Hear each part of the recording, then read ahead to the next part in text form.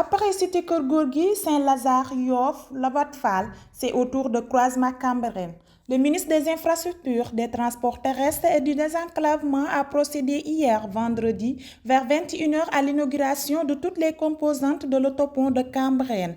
Accompagné du maire de Dalifort, Mamadou Meng, et celui de Guédiawaye, Ahmed Aïdara, de la vice-présidente de la ville de Pikine, Awa Niang, et de l'Ageroute, Mansour Faye, a insisté sur la préservation de l'ouvrage. À l'inauguration intégrale de toutes les composantes de l'ouvrage de Cambérène.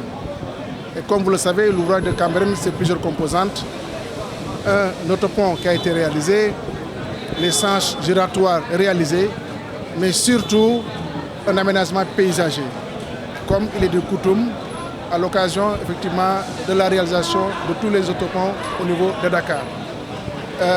C'est un ouvrage majestueux et comme nous avions eu l'habitude de les ouvrir à la circulation par la coupure de ruban, aujourd'hui, en compagnie donc des maires d'Alifort, le maire de la ville de Guédiawaye, la vice-présidente donc de la ville de Pikine, de Ageroute, du secrétaire général du ministère en charge des infrastructures, nous avons essayé en tout cas de mettre l'accent surtout sur l'aménagement paysager.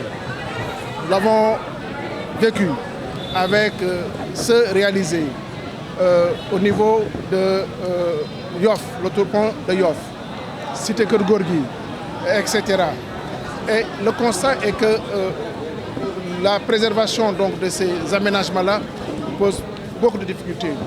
Alors que c'est des ouvrages non seulement majestueux, mais l'aménagement est tel que, en tout cas, nous pouvons considérer que cela impacte véritablement positivement sur le cadre de vie. Il est important pour nous, par rapport donc à la préservation de cet aménagement-là, que en tout cas, soit convention soit signée entre Ageroute et les différentes communes, mais surtout l'implication donc des autorités donc de l'administration territoriale pour un entretien et un maintien effectivement de cet aménagement urbain. Et il est important en tout cas de mettre l'accent là-dessus, comment gérer cet espace, comment les préserver, comment les populations soient en mesure en tout cas de l'utiliser de telle sorte que en tout cas il y aura une symbiose entre les différents acteurs en tout cas qui l'utilisent. Donc pour nous il était important de cette fois-ci de faire cette cérémonie d'inauguration en mettant l'accent sur l'aménagement paysager. Et j'en profite pour inviter les maires. Le maire de Dalifort, il est là présent. Le maire de la ville de Guédiawaye, mon frère Ahmed Aïdara, était présent tout à l'heure. Et il y a la vice-présidente donc, de la mairie de ville de Pikine. Et l'ensemble des acteurs qui tournent autour de cette question. Pour quand même qu'ensemble, nous puissions vraiment tenir à bien cet outil pour la bonne exploitation des populations. Pour la bonne exploitation de la population, le ministre des Infrastructures, des Transports terrestres et du Désenclavement compte préserver cet ouvrage. Non, c'est la grande équation à laquelle il faut apporter des éléments de réponse. C'est-à-dire comment les différents acteurs soient en mesure de travailler en concertation pour la préservation de cet environnement. Et il faut l'implication de tout le monde. Et moi, de toute façon, je vais essayer d'organiser une rencontre avec le gouverneur de la région de Dakar et les différents acteurs, maires qui sont autour de cet environnement pour que des solutions soient trouvées et certainement nous allons trouver des solutions. J'en profite aussi pour rappeler que le programme des autoponts est un programme important. C'est ponts et autoponts à l'échelle nationale. Et in fine, nous aurons plus de 23 ouvrages réalisés dans le cadre de ces programmes. Dakar en compte peut-être entre 6 et 8. Et ce matin, j'ai été visiter l'autopont de Front-de-Terre en cours de réalisation.